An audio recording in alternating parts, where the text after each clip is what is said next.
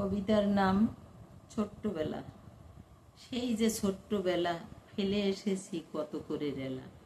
ভোর 5টায় জাগাতো বাবা মোদের, ঠাকুরমা বলতো মাথা ঠিক আছে তোদের, দে না ওদের একটু ঘুমোতে, একটু পরেই তো যাবে ওরা পাঠশালাতে। ঠাকুরমাকে জড়িয়ে ধরে কেঁদে উঠতাম জোরে, বাবা তখন ওখান থেকে আসতে যেত সরে। এবার ঠাকুরমার সাথে গলা মেলাই প্রভাতীর সুরে, প্রভাত যামিনী উদিত দিনমণি উষারানী হাসি মুখে চায় রে। এবার মা এসে দাঁত ব্রাশ করালো, উষ্ণ জল খাওয়ালো, এবার চলো পাঠশালাতে। বিস্কুট দুটো খেতে খেতে চেঁচামেচি করার জো ছিল না মোটে, তাহলেই ধুমধাম মারধর পড়তো পিঠে।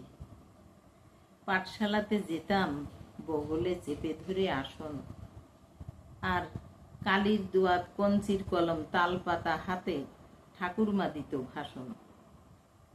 আজ কষ্ট করে পাঠশালাতে যেতে হবে তোমাদের, নইলে বড় হয়ে তোমরাই গালি দেবে আমাদের।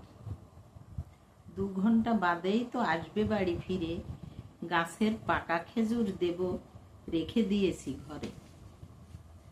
প্রকৃতির যত ফল মূল খাবে পেট ভরে, সুস্থ দেহ বেড়ে উঠবে দেখবে তর তর করে।